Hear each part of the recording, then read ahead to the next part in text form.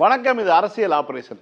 March 1 என்பது திராவிட இயக்கத்தினுடைய மிகப்பெரிய ஒரு திருநாளாக மாறிக்கொண்டு வருகிறது. திராவிட முன்னேற்ற கழகத்தினுடைய பொறுப்பை முதலமைச்சர் அவர்கள் ஏற்றுக்கொண்டாரோ அன்றிலிருந்து பார்த்தீங்கன்னா தொடர்ந்து தமிழ்நாடு முன்னேற்ற பாதையில் சென்று கொண்டிருக்கிறது. ஒவ்வொரு ஆண்டும் அவருடைய பிறந்தநாள் என்பது அதாவது ஒட்டுமொத்த திராவிட முன்னேற்ற கழகத்தினுடைய தொண்டர்களும் ஒரு புத்துணர்ச்சி அடையக்கூடிய ஒரு நாளாக இருக்கிறது. அதே போல் அவருடைய செயல்பாடுகள், அன்றாடம் அவருடைய செயல்பாடுகள், எதிரிகள் கூட அவருடைய அரசியல் வேகத்தை, அவருடைய செயல்பாட்டை, சுறுசுறுப்பை இன்றைக்கும் வியக்கக்கூடிய அளவில் இந்த வயதில் அவர் செய்து கொண்டிருக்கிறார். அவருக்கான ஒரு பிறந்த நாள் நாளை வர இருக்கிறது. முதலில் அவருக்கு எல்லோரும் வாழ்த்து சொல்கிறோம். தொடர்ந்து இந்த நிகழ்ச்சி என்டிஏ விசஸ் திமுகங்கிற ஒரு தலைப்பிலும் முதலமைச்சர் பற்றியான அவருடைய வாழ்க்கை, அவர் அரசியல் பயணம் என்பது பற்றியும் பேச இருக்கின்றோம். அனைவருக்கும் வணக்கம். முதலில் சொல்லுங்க. அதாவது நம்முடைய என்டிஏ கூட்டணியை நம்முடைய தலைவர் எதிர்க்கிறாரு அப்படின்னா, இங்க இருக்கக்கூடிய எடப்பாடி பழனிசாமி தற்போது எதிர்க்கட்சியாக இருந்தாலும், இதற்கு முன்னாடி 4 ஆண்டுகள் அவர் முதலமைச்சர் பதவியில் இருந்தாலும், அவர் மக்களால் தேர்ந்தெடுக்கப்பட்ட ஒரு பிரதிநிதி அல்ல. அவரை உருவாக்கப்பட்டது எப்படின்னா, அவர் அமர்ந்திருக்கக்கூடிய நாற்காலியில் 4 கால்கள் இருக்குது அப்படின்னால், அவர் இந்த கட்சிக்கு அறிமுகப்படுத்தியது அம்மையார் ஜெயலலிதா அவர்கள். கூவத்தூருடைய குத்தாட்டத்தில் இவர் அறிமுகப்படுத்தினது நம்முடைய சசிகலா அவர்கள். அதன் பிறகு ஓ பன்னீர்செல்வம் ராஜினாமா செய்த காரணத்தினால் இவர் கிடைச்சதோ தவிர கிடைச்சிருக்காது.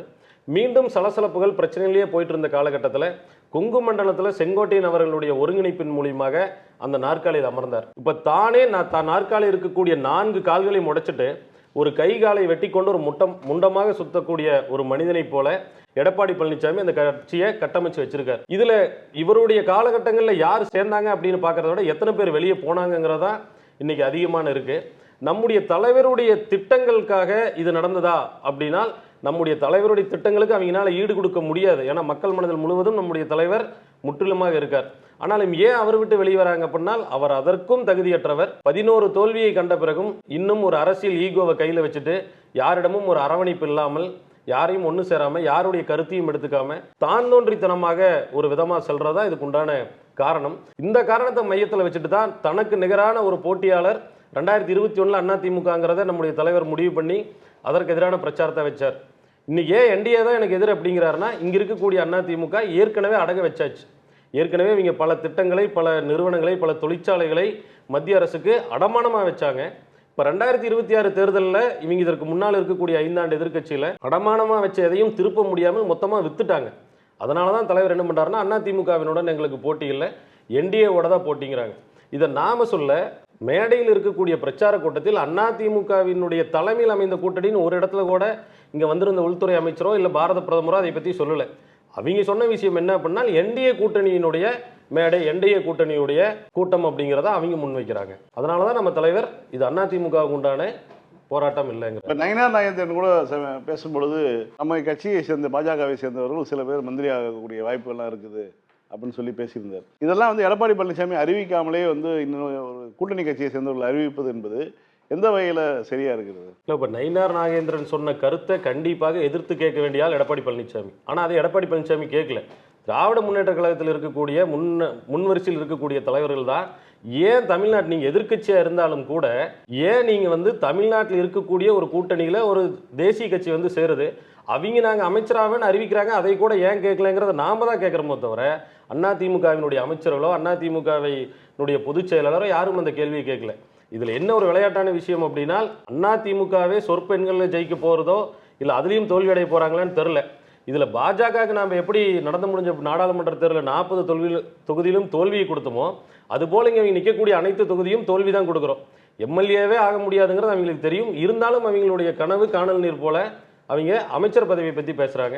இதை கண்டிப்பாக மாநில சுயாட்சியாக நாம் எடுத்து வந்த ஒரு விஷயம். நம்மளோடு என்னதான் எதிர் இருந்தாலும் அதிமுக நம்முடைய மாநில கட்சி, அதை தேசிய கட்சி விழுங்கக்கூடிய நிலை அப்படிங்கிறது ஒரு வருத்தத்துக்குரிய விஷயம்தான்.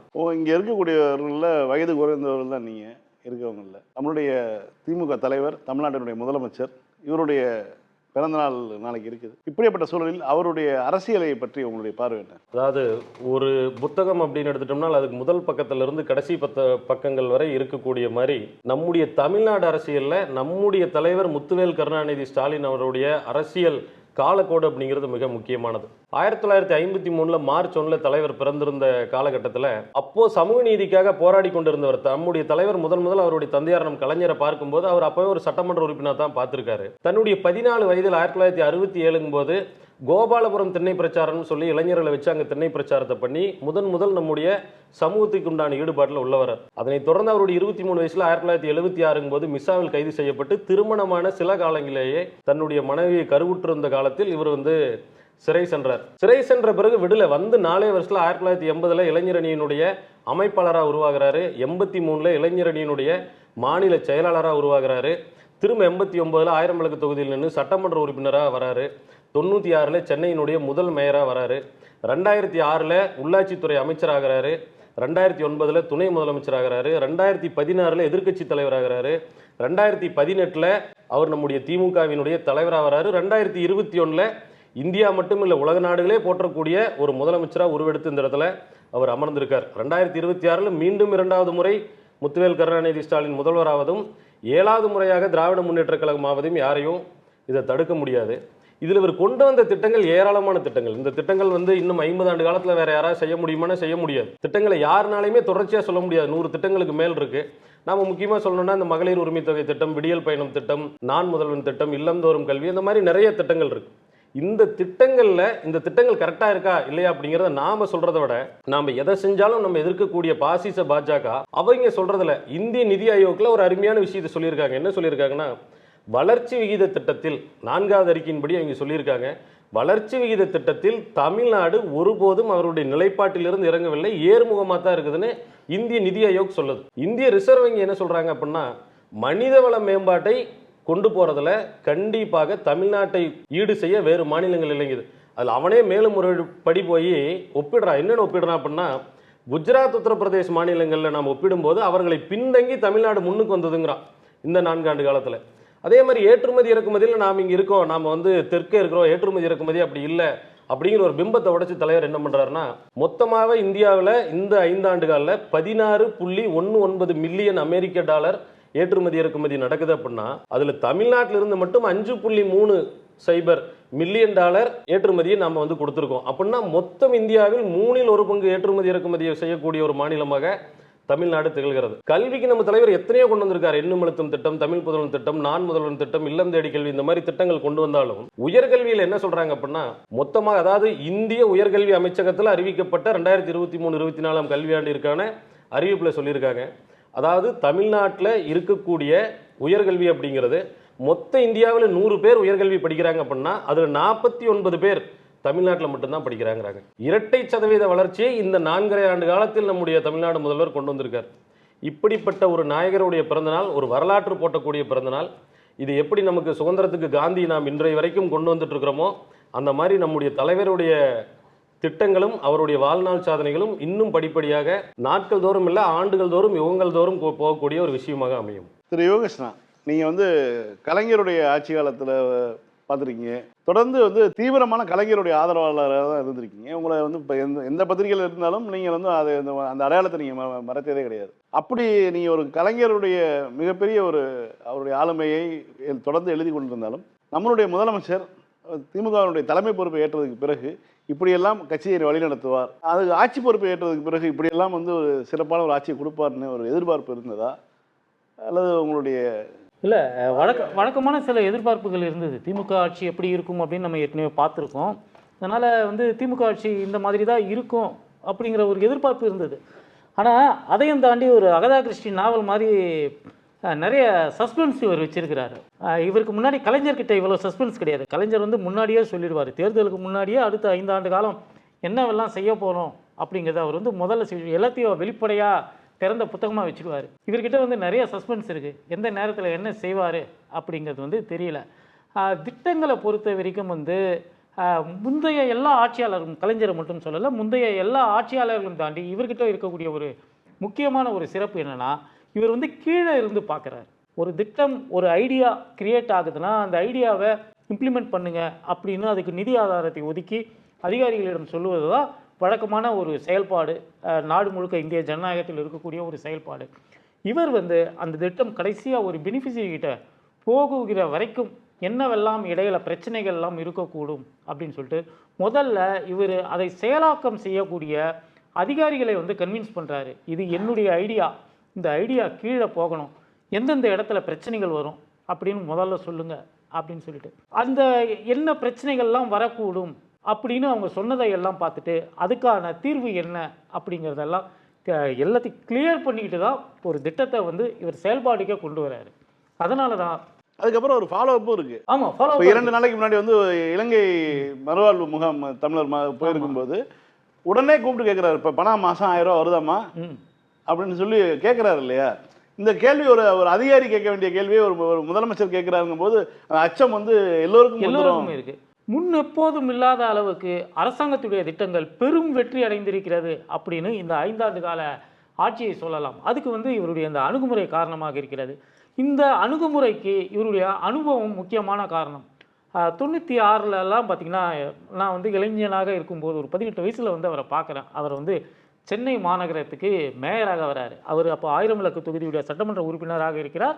அவர் இதில் போட்டிட்டு உள்ளாட்சியில் போட்டிட்டு சென்னை மாநகரத்துக்கு மேயராக வருகிறார். முதல் தடவையாக ஒரு மேயரை மக்கள் நேரடியாக வாக்கு போட்டு தேர்ந்தெடுத்த தேர்தல் அது. வந்த பிறகு அவர் வந்து ஒரு வெளிநாட்டு பயணத்துக்கு போகிறார். நிறைய பேருக்கு தெரியாது. அவர் போயிட்டு வந்ததுக்கு பிறகு அவர் தன்னுடைய அனுபவங்களை, தன்னுடைய இலக்குகளை ஒரு தொடராக குங்குமம் இதழில் எழுதுகிறார். பயணச்சிறகுகள்னு சொல்லக்கூடிய அந்த தொடர் வந்து புத்தகமாக கூட கிடைக்கிறது, யாருனாலும் வாங்கி வாசித்து பார்க்கலாம். அந்த தொடரில் அவர் என்ன விஷயங்கள்லாம் சொல்லியிருந்தாரோ, இந்த மண்ணை வந்து நான் எப்படி மாற்ற போகிறேன், இந்த எப்படி இருந்தால் நல்லா இருக்கும், நாம் வசிக்கக்கூடிய பகுதிகள் எப்படி இருந்தால் நல்லா இருக்கும், நான் ஐரோப்பிய நாடுகளில் பார்த்த இந்த மாதிரியான வசதிகள் இருக்குது, நம்ம ஊரில் அது இல்லை, அதை கொண்டு வந்தால் நம்ம ஊரில் எந்தெந்த வசதிகளை அங்கேருந்து கொண்டு வரணும் அப்படின்னு சொல்லிட்டு அவருடைய எதிர்பார்ப்புகளை எல்லாம் வந்து அவர் எழுதி வைத்திருக்கிறார். இத்தனை ஆண்டுகள் கழித்தும் அதை மறக்காமல் ஒவ்வொன்றாக செயல்படுத்தி கொண்டு வந்திருக்கிறார். குறிப்பாக சொல்ல வேண்டுமானால் இப்போ பார்த்தீங்கன்னா மெரினா கடற்கரையில் சாலையோரம் வசிக்கக்கூடியவர்கள், ஆதரவற்றவர்கள், அவர்கள் எல்லாமே வந்து அந்த பிளாட்ஃபார்மில் வெயிலோ மழையோ அங்கேயே வந்து படுத்துக்கிட்டு இருப்பாங்க. அவங்களுக்கு வந்து ஒரு பாதுகாப்பான ஒரு ஷெல்டர் அமைத்திருக்கிறார். இதை எல்லாமே வந்து அவர் வந்து 30 ஆண்டுகளுக்கு முன்னாடி ஐரோப்பாவில் போய் பார்த்துட்டு வந்தது. ஆனால் ஐரோப்பாவில் இருக்கக்கூடிய நாடுகள் எல்லாமே ரொம்ப பொருளாதார வசதி கொண்ட நாடுகள். அங்கே இருக்கக்கூடிய எல்லா வசதியும் நம்ம ஊரில் உடனடியாக ஏற்படுத்தி விட முடியாது. 1 by 1 செக்லிஸ்ட் போட்டு அதை வந்து இவருக்கு தனக்கு முழுமையான ஒரு அதிகாரம் கிடைத்த பிறகு 1 by 1 பிளான் அப்படிங்கிற மாதிரி. ஆமாம். இப்போது மகளிர் உரிமை தொகை, மகளிர் உரிமை தொகையும் ஐரோப்பாவில் அது மாதிரி வழங்கப்படக்கூடிய உதவித்தொகைகள் இருக்கிறது. வேலை இல்லாதவர்களுக்கு உதவித்தொகை, அங்கே மகளிர் கிடையாது, ஆண்கள் பெண்கள் எல்லோருக்குமே வேலை கிடைக்கும் வரை வந்து ஒரு உதவித்தொகை இருக்கு, வழக்கம் இருக்கு. இது எல்லாமே வந்து அவருடைய முதல் வெளிநாட்டு பயணத்தில் வந்து அவர் வந்து பார்த்துருக்கிறாரு. பார்த்துட்டு இது போலெல்லாம் நம்ம நாட்டில் செய்யணும் அப்படின்னு அவர் வந்து அன்றைக்கி சொல்லியிருக்கிறார். அவர் எதையெல்லாம் பார்த்தாரோ, அந்த நாடுகளை எல்லாம் பார்த்து வியந்தாரோ, அதையெல்லாம் இப்போது தமிழ்நாட்டில் செய்து கொண்டிருக்கிறார். சென்னை மாநகரம் முழுக்க இன்னைக்கு வந்து போக்குவரத்து வந்து இந்த பாலங்கள் இல்லைன்னா எப்படி இருக்கும் அப்படின்னு நம்மளால் நினச்சி பார்க்க முடியாது. உதாரணத்துக்கு மலேசியா தலைநகர் கோலாலம்பூர்லலாம் ஒரு இடத்துலேருந்து இன்னொரு இடத்துக்கு போவதற்கு 3-4 மணி நேரம் எல்லாம் ஆகும்னு சொல்கிறாங்க. அதை விட மக்கள் தொகை நெருக்கம் அடர்த்தி மிகுந்த சென்னையில் ஓரளவுக்கு 15 மில்லியன் சென்னையினுடைய மக்கள் தொகை, ஓரளவுக்கு நமக்கு வந்து பாதுகாப்பான ஒரு பயணங்கள் இன்னைக்கு இருக்குன்னா 96லேருந்து 2001 வரை அவர் கட்டிய அந்த 10 பாலங்கள் முக்கியமான பாலங்கள், மேயராக இருக்கும்போதே கட்டியிருக்கக்கூடிய அந்த 10 பாலங்கள் வந்து முக்கியமானதாக இருக்குது. அதற்கு பிறகு அவர் உள்ளாட்சியில் வரும்போது இன்னும் ஒரு முக்கியமான விஷயம், அதிகாரிகளை வந்து நம்பக்கூடாதுங்கிறது தான் பொதுவாகவே அரசியலில் இருக்கக்கூடிய ஒரு இது. ஆனால் இவர் அப்படி வந்து அதிகாரிகளை வந்து முற்றிலுமாக இவர் வந்து புறந்தள்ளினதே கிடையாது. என்றைக்குமே வந்து அதிகாரிகளுடைய ஆலோசனை கேட்குறாரு. ஏன்னா நாம் ஆட்சியில் இருந்தாலும் சரி, நாம் பதவியில் இருந்தாலும் சரி, நம்ம இல்லாமல் போனாலும் சரி, அந்த அதிகாரிகள் அங்கே இருக்க போகிறாங்க, அவங்க தான் வந்து செயலாக்கம் செய்யக்கூடியவர்கள்னு சொல்லிட்டு அதிகாரிகளுக்கு வந்து ரொம்ப முக்கியத்துவம் கொடுக்கக்கூடிய ஒரு முக்கியமானவராக இருக்கிறாரு. அந்த அதிகாரிகளுடைய திறமை என்ன அப்படின்னு தெரிஞ்சுக்கிட்டு அவங்கள ஊக்குவிச்சு, என்னோட ஐடியா இதை நீ எப்படி இம்ப்ளிமெண்ட் பண்ணுவ அப்படின்னு ஐடியா கேட்டு செய்யக்கூடியவராக இருக்கிறார். உள்ளாட்சியில் அவர் மிகப்பெரிய ஒரு உள்ளாட்சித்துறை அமைச்சராக ஒரு மிகப்பெரிய ஒரு வெற்றியை பெற்றதுக்கு அது முக்கியமான காரணமாக இருந்தது. குறிப்பாக வந்து மாவட்டத்துக்கு ஒரு கிராமம், மாடல் கிராமத்தை தத்தெடுத்துட்டு அந்த கிராமத்தை வந்து முன்னேற்றிட்டு அதுக்குள்ளே என்னென்ன பிரச்சனைகள்லாம் இருக்குது, அந்த கிராமத்தை வந்து நம்ம டெவலப் பண்ணும்போது என்னெல்லாம் பிரச்சனைகள் வருது, அங்கே திட்டங்களை கொண்டு செல்வதில் என்னெல்லாம் பிரச்சனைகள் வருது அப்படின்னு பார்த்துட்டு ட்ரையல் அண்ட் எரர் மாவட்டத்துக்கு ஒரு கிராமம்னு பார்த்தாரு. அதற்கு பிறகு அதில் இருக்கக்கூடிய சக்ஸஸ்ஃபுல்லான விஷயங்களை எல்லாம் எடுத்துக்கிட்டு மற்ற எல்லா கிராமங்களுக்கும் செய்ய ஆரம்பித்தார். மெயினாக அவர் உள்ளாட்சித்துறை அமைச்சராக இருந்த ஒரு காலகட்டத்தில் தான் நகரங்களுக்கும் கிராமங்களுக்குமான சாலைகளை இணைக்கிறதுல வந்து ரொம்ப மும்முரம் காட்டினார். கிராமத்துக்குள்ளே இருக்கக்கூடிய சாலைகளை எல்லாம் கான்கிரீட் சாலைகளாக மாற்றினார். ஏன்னா வந்து அவங்க ஆடு மாடு கோழி இப்படின்னு சொல்லிட்டு சாதாரண வெறுமனே வந்து வாகன போக்குவரத்துக்கான சாலைகள் கிடையாது. அந்த சாலைகள் வந்து நீண்ட காலம் இருக்கணும் அவங்களுக்கு அப்படின்னு சொல்லிட்டு முதல் தடவையாக ஒரு மண் மட்டுமே இருக்கக்கூடிய இடங்களில் வந்து சாலைகளை போடும்போது அதை கான்கிரீட் சாலைகளாக போட்டு ஒரு சாலைங்கிற ஒரு தடத்தையே வந்து அவர் வந்து உருவாக்கினார். உள்ளாட்சி அமைச்சராக இருந்தபோது அவர் இது போன்ற விஷயங்களை எல்லாம் செய்தார். அதற்கு பிறகு துணை முதலமைச்சராக அவருக்கு வந்து ஒரு பயிற்சி இருந்தது. இது எல்லா பயிற்சியும் பெற்று இன்றைக்கி வந்து தமிழ்நாட்டில் ஒரு தலைவராக ஒரு முதல்வராக இருப்பதற்கு தகுதியான ஒரு தலைவராக அவர் மட்டும்தான் இருக்கிறார். நீங்கள் முன்னாடி வந்து கேட்டீங்க எதுக்கு வந்து திமுக விஸ் அதிமுகன்னு சொல்லாமல் டிஎம்கே விஸ் என்டிஏ அப்படின்னு சொல்கிறாருன்னா, ஏன்னா எதிரில் ஏடிஎம்கே இன்றைக்கி எம்டி ஆகி போயிருக்கிறது. என்டிஏவும் இங்கே எம்டி தான் வச்சுக்கங்களேன். இருந்தாலும் அவங்க ஒன்றியத்தில் ஆட்சியில் இருக்கிறாங்களே அப்படிங்கிற ஒரு மரியாதைக்காக டிஎம்கே விஸ் என்டிஏன்னு சொல்கிறாரே தவிர்த்துட்டு உண்மையில் இன்றைக்கு திமுகவுக்கு போட்டியே இல்லாத ஒரு நிலையை ஏற்படுத்தியிருக்கிறார். இது 1971 தேர்தலில் திமுக எப்படி வலிமையாக இருந்ததோ அதை போன்ற ஒரு வலிமையான ஒரு இயக்கமாக அதை மாற்றி வைத்திருக்கிறார்.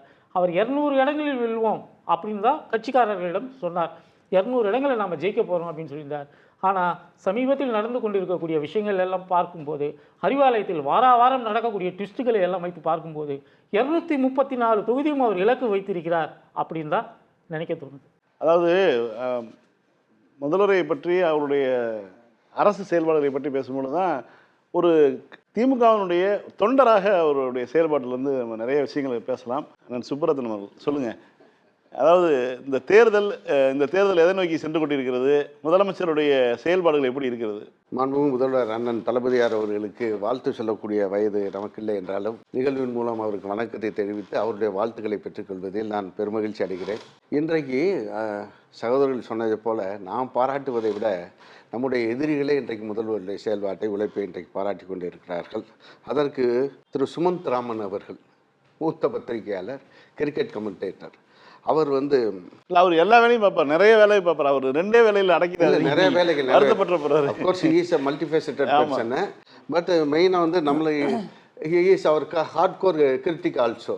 நம்மை மிக கடுமையாக விமர்சிக்கக்கூடிய பாரதிய ஜனதா பார்வையிலிருந்து நம்மை விமர்சிக்கக்கூடிய விமர்சகர். அவர் நேற்றைய தினமும் ஒரு உண்மையை சொல்லியிருக்கிறார். என்ன சொல்லியிருக்கிறார் என்றால், மாண்பு முதல்வர் அவர்கள் நேற்றைக்கு முன்தினம் குமரிக்கு சென்று 2 நாட்கள் அவர் நிகழ்ச்சியில் கலந்து கொண்டதை அவர் வந்து இந்த படத்தவே வெளியிட்டு, மாண்பு முதல்வர்களுக்கு இருபுறமும் மகளிர் பெருமளவில் இருந்து, கன்னியாகுமரி மாவட்டம் என்பது மற்ற தமிழ்நாட்டின் பிற பகுதிகள் அப்பொழுதுதான் கல்வியில் அடி எடுத்து வைக்கிற காலகட்டத்திலே அது கல்வியில் நிறைவு பெற்ற ஒரு மாவட்டம். கலைஞர் வந்து சொல்லுவார், நெல்லை எங்களுக்கு எல்லை, குமரி எங்களுக்கு தொல்லைன்னு.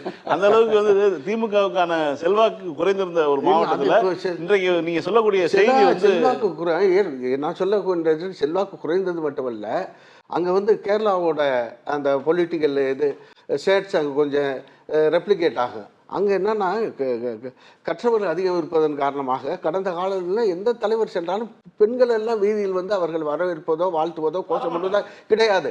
ஆனால் மிக முக்கியமாக 2 தினங்கள் நம்முடைய தலைவர் சென்ற பொழுது ஆண்கள் கூட்டத்தை விட பெண்கள் சாரியாக கூட்டமாக ஒட்டுமொத்த கன்னியாகுமரி மாவட்டமே திரண்டு நம் தலைவர் சென்ற பாதைக்கு வந்து என்ன கன்னியாகுமரியை ஒன்று கூடி இந்தியாவுடைய துவக்கம் கன்னியாகுமரி, இந்தியாவின் துவக்கம் கன்னியாகுமரி என்றால் இந்தியாவிற்கே ஒரு முத்தாய்ப்பான ஆட்சியை எடுத்துக்கான ஆட்சியை வழங்கி கொண்டு இருக்கக்கூடிய நம்முடைய முதல்வருக்கு காஷ்மீர் வரை அவருடைய செயல்பாடுகள் எதிரொலிக்க வேண்டும் என்று கன்னியாகுமரி மக்கள் எல்லாம் ஒன்று கூடி அந்த வரவேற்பு கொடுத்ததை பார்த்து திரு சுமந்த் ராமன் அந்த இதவே போட்டு அந்த கமெண்ட்டை மட்டும் சொல்கிறேன். வர இருக்கின்ற சட்டமன்ற தேர்தல் என்பது ஒரு சம்பிரதாயம்தான்.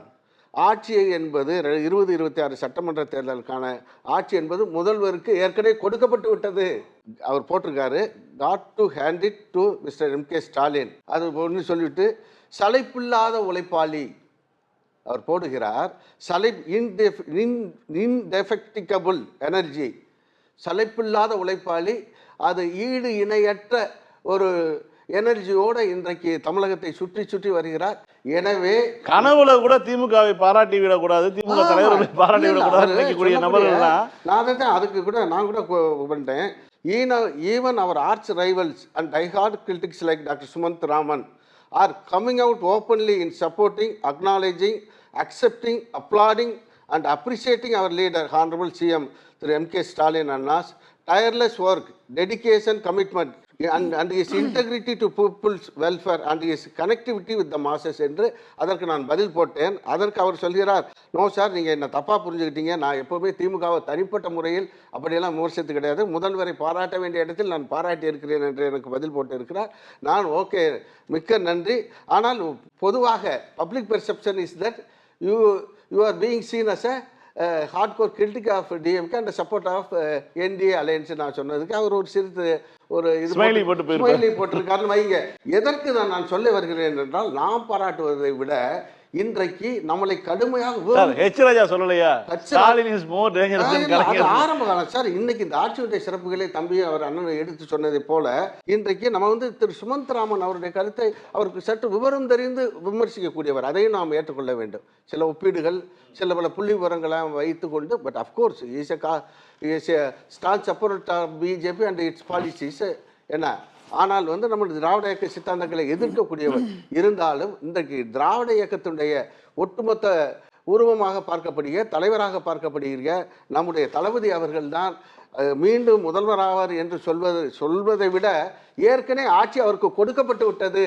அவருடைய சலிப்பில்லாத உழைப்பிற்கும் என்ன வற்றாத அந்த எனர்ஜிக்கும் என்ன மக்கள் அவர்களிடம் காட்டக்கூடிய பாசத்திற்கும் ஆட்சியானது ஒப்படைக்கப்பட்டு விட்டது என்று சொல்லுகிறார் என்றால், இன்றைக்கு தமிழகத்தை ஆளக்கூடிய ஆற்றலும் தகுதியும் திறமையும் சக்தியும் உழைப்பும் நல்கக்கூடிய ஒரு மாபெரும் மக்கள் தலைவர் நம்முடைய மாண்பு முதல்வர் அண்ணன் தளபதியார் அவர்கள் என்பதை இன்றைக்கு நம்முடைய எதிரிகளே ஏற்றுக்கொண்டிருக்கிறார்கள் என்பதுதான் நாம் தளபதிக்கு இன்றைக்கு நாம் பிறந்தநாள் பரிசாக நாம் வழங்கக்கூடிய ஒரு செய்தியாக இருக்கும். எனவே அனைத்து தரப்பினரும் பாராட்டக்கூடிய ஒரு மாபெரும் தலைவராக, முதலமைச்சராக, இந்திய துணைக்கண்டத்திற்கே வழிகாட்டக்கூடிய ஒரு திராவிட மாடல் ஆட்சியை நடத்தி வரக்கூடிய ஒரு ஒப்பாரும் மிக்காரும் உள்ள ஒரு முதலமைச்சராக நம்முடைய தலைவர் பல்வேறு திட்டங்களை அவர்கள்லாம் சொன்னதை போல இன்றைக்கு தீட்டி செயல்பட்டு வருகிறார். அது மட்டும் இல்லை, திராவிட இயக்கங்களுடைய தாய் வீடு என கருதி இன்றைக்கு அவர்கள் சொன்னதை போல அதிமுக இன்றைக்கு பல்வேறு கூறுகளாக சிதைந்து பிரிந்து உடைந்து சுக்குநூறாகி கிடைக்கக்கூடிய காலகட்டத்தில் இன்றைக்கு இணைந்த முன்னாள் முதல்வர் அண்ணன் 3 முறை முதலமைச்சராக இருந்த அண்ணன் ஓபிஎஸ் உட்பட எங்கு சென்றால் நமக்கு மதிப்பு மரியாதை கிடைக்குமோ அங்கு செல்வது சால பொருத்தம் என அவர் பேட்டியில் கூட சொல்லியிருக்கார். நான் ஆலோசித்து தீவிரமாக சிந்தித்து என்ன எங்கு சென்றால் நாம் திராவிட இயக்க சித்தாந்தங்களை காப்பாற்ற முடியும், யார் இந்த நிலையில் என் தகுதிக்கு யாரை தலைவராக ஏற்றுக்கொண்டால் இந்த நாடு அதை ஒத்துக்கொள்ளும் என்ற அடிப்படையில் நான் சிந்தித்து திராவிட இயக்கங்களை காப்பாற்றக்கூடிய ஆகப்பெரும் சக்தி திராவிட முன்னேற்ற கழகம் தான். நான் தலைவராக ஏற்றுக்கொள்ளக்கூடிய பேரறிஞர் அண்ணா சொன்னாரே, நான் கண்டதும் கொண்டதும் ஒரே தலைவர் அவர் தந்தை பெரியார் தான் என்று சொன்னதற்கு நாங்கள் இன்றைய நிலையில் நான் ஏற்றுக்கொள்ளக்கூடிய தலைவர் யார் என்றால் அண்ணன் முத்துவேல் கருணாநிதி ஸ்டாலின் மாண்பு முதல்வர் தளபதியார் என்று இன்றைக்கு பேட்டியில் 100 முறை சொல்லி இருக்கிறார். எனவே அவர் அண்ணன் ஓபிஎஸ் அவர்கள்லாம் சின்ன பிரச்சனை கூட ரொம்ப நிதானித்து ஸ்டெப்ஸ் வில் பி மெஷர்டு அப்படி சிந்தித்து நிதானமாக சிந்திக்கக்கூடிய அவர் இன்றைக்கு நான் மனதார ஏற்றுக்கொண்டு மகிழ்ச்சியோடு உள்ள கிளர்ச்சியோடு ஒருவரை தலைவராக ஏற்றுக்கொண்டு இருக்கிறேன் என்றால் இன்றைக்கு நம்முடைய மாண்பு முதல்வர் தளபதியார்கள் தான். அவர் இரும் கட்டளைக்கு இனி என் காலமெல்லாம் நான் பணியாற்ற கடமைப்பட்டிருக்கிறேன்.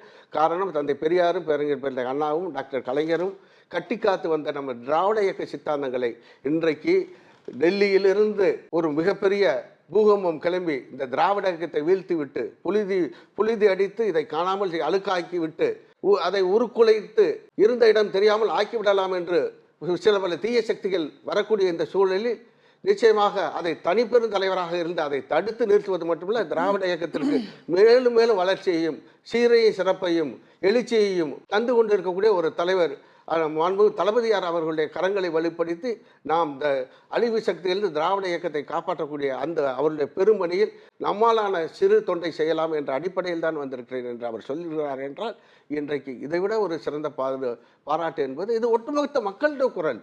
இன்றைக்கு அவர்கள் சொன்னதை போல 8 கோடி தமிழர்கள் வீட்டில் குறிப்பா நம்முடைய தளபதி வழங்கக்கூடிய திட்டங்களில் ஏதோ ஒரு திட்டம் ஒவ்வொரு தமிழ் குடிமகன் ஒவ்வொருடைய இல்லத்திலும் ஏதோ ஒரு திட்டத்தினால் இன்றைக்கு 8 கோடி தமிழ் மக்கள் பயன்பெற்று வருகிறார்கள். என்றைக்கு தேர்தல் வரும் நாங்கள் உதயசூரியன் சின்னத்தில் வாக்களிக்க தயாராகிவிட்டோம். மாண்பு முதலமைச்சராக 7வது முறை எங்களுக்கு இத்தனை நன்றிகள் இத்தனை உதவிகள் செய்யக்கூடிய அந்த தலைவருக்கு நன்றி செலுத்தக்கூடிய வாய்ப்பை விரைந்து எங்களுக்கு தாருங்கள் என்று ஒரு தமிழ்நாட்டு அரசியலில் 5 ஆண்டுகால ஒரு ஆட்சியை நடத்திய பிறகு ஒரு முதல்வர் சீக்கிரம் தேர்தல் வையுங்கள், நாங்கள் அவரை தேர்ந்தெடுத்து கோட்டைக்கு அனுப்ப வேண்டும் என எங்களுடைய அபிலாஷைகளை நிறைவேற்றுங்கள் என்று இன்றைக்கு மக்கள் வீதிகளில் தங்களுடைய வெளிப்படையாக இன்றைக்கு பேசுகிறார்கள் என்றால், எதிர்பார்ப்போடு இருக்கிறார்கள் என்றால் அது நம்முடைய தலைவருடைய மக்கள் நலத்திட்டங்களுக்கு ஒட்டுமொத்த தமிழ்நாட்டையே தன் குடும்பத்தை போல பாதிக்கக்கூடிய பிறகு இன்றைக்கு அண்ணா சொல்வாரே கழகம் குடும்பம் என்று, இன்றைக்கு தமிழ்நாட்டவே குடும்பமாக பாதிக்கக்கூடிய ஒரு ஆகப்பெரும் தலைவர் நம்முடைய தளபதியார் என்பது உள்ளபடியே இந்த நூற்றாண்டில் நமக்கு கிடைத்த மிகப்பெரிய ஒரு வரப்பிரசாதம் என்பது என்னுடைய தீர்க்கமான கருத்து. ஆனால் எதிர்கட்சி தலைவர் திமுக அரசினுடைய திட்டங்களை விமர்சித்திருக்காரு. நீங்கள் திட்டங்களை மக்கள் கொண்டாடுகிறார்கள் அப்படிங்கிற ஒரு விஷயத்தை சொல்கிறீங்க. ஆனால் திமுக அரசினுடைய திட்டங்களை பட்டியலிட்டு இதெல்லாம் தேவையா தமிழ்நாட்டுக்கு அப்படிங்கிற ஒரு கேள்வி அவர் எழுப்பியிருக்காரு. சார், அவரே திட்டமிடாமல் திடீரென்று உருவாக்கப்பட்ட கூத்தில் உருவாக்கப்பட்ட ஒரு தலைவர். அவருக்கு ஆட்சியும் தெரியாது, ஆளவும் தெரியாது. அவர் நம்முடைய நான் அதை தான் சொல்கிறேன், under the present circumstances in Tamil Nadu politics there is none to be equated with the stature of our leader.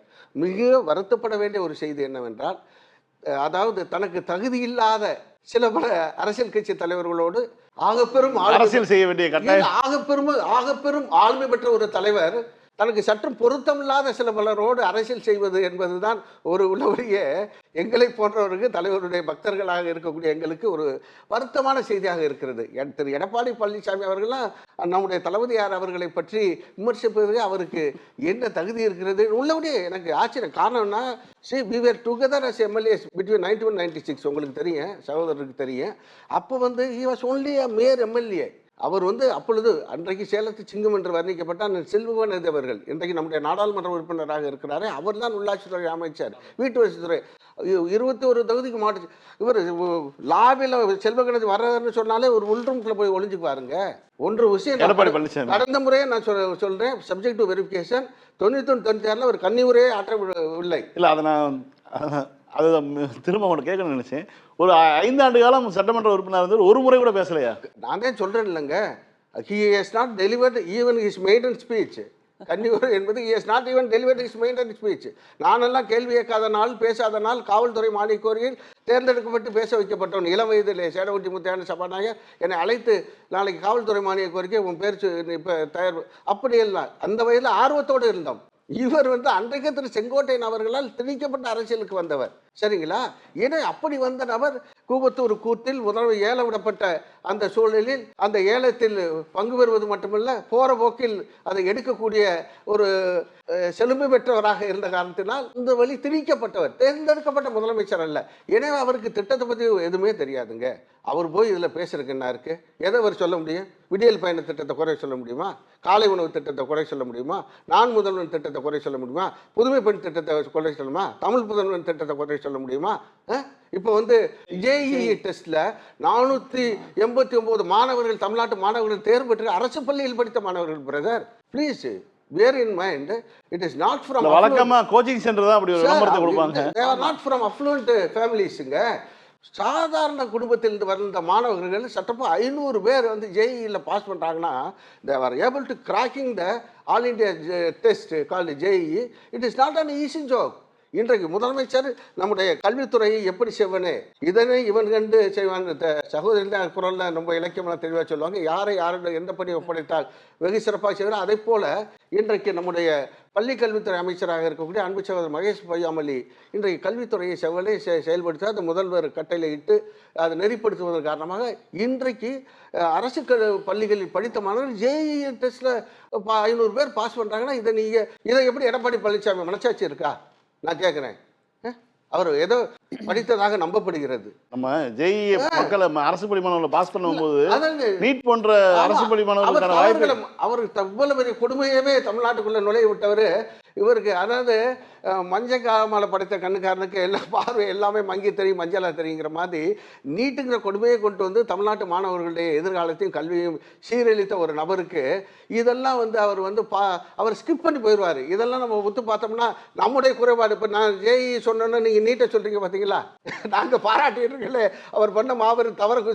எனவே இதெல்லாம் நம்ம அந்த பார்வை வந்து நம்ம செய்த கொடுமைகள் வந்து மக்களால் பேசப்பட்டு விடும். எனவே நம்ம வந்து 19 புள்ளிவாரி தூக்கிட்டு போய்கிட்டே இருக்கலாம். சார் என்ன ஒரு என்ன whether is a serious politician I doubt very much. டெல்லியிலிருந்து தமிழ்நாட்டை ஆண்டால்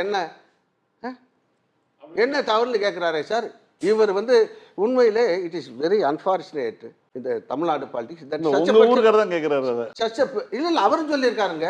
இவர் நாட் ஓன்லி திண்டுக்கல் சீனிவாசன் சொல்ல, அவர் சொன்னதை பொருளாளர் அவருடைய தலைமையை அப்படியே ஏற்று செயல்படக்கூடிய ஒரு இரண்டாம் கட்ட தலைவராக தன்னை காட்டிக் கொள்வதற்காக அந்த திண்டுக்கல் சீனிவாசன் அவர் சொல்றாருங்க. மத்திய அரசு டெல்லியில் தானே என்ன தப்பு, வடக்கு வாழ்கிறது தெற்கு தேய்கிறது தம்பி, என்றைக்கப்பா தெற்கு ஆளப்போகிறது, வடக்கு நிலையையும் மீறி நாம் என்றைக்கு இந்தியாவில் மிளிரப் போகிறோம் என்று அண்ணாவுடைய கனவை நிறைவேற்றக்கூடிய வகையிலே இன்றைக்கு நல்லாட்சி நடத்தி வரக்கூடிய நாயகர் காலத்தில் இன்றைக்கு கல்வி நிதியெல்லாம் முடக்கப்பட்ட சூழலில் இன்றைக்கு நம்மளுக்கு அடுக்கடுக்க சமஸ்கிருத மொழிக்கு பேசப்படாத it is a dead language, இறந்து போன ஒரு மொழிக்கு 4000 கோடி 6000 கோடி ஒதுக்கி விட்டு நமக்கு சொற்பமாக 500 கோடி 600 கோடி என்று ஒதுக்கி இன்றைக்கு நம்மளை எல்லாம் இரண்டாம் தர குடிமக்களைப் போல இந்தியை திணித்து எப்படி தமிழனை இரண்டாம் தர குடிமக்களாக மாற்றலாம் என்று தொடர்ந்து சங்பரிவார்கள் முயற்சிக்கிறார்களோ அதைவிட கொடுமையாக இன்றைக்கு கல்வி நிதியெல்லாம் முடக்கி தமிழுக்கு ஒதுக்க வேண்டிய நிதியெல்லாம் முடுக்கி நம்மளை இரண்டாம் குடி மக்களாக பாதிக்கக்கூடிய அந்த பாரதிய ஜனதாவுடைய எடுபடியாக மாறி எடப்பாடி பழனிசாமி அவர்கள் நம்முடைய முதலமைச்சரை வந்து வசைபாடுவதும்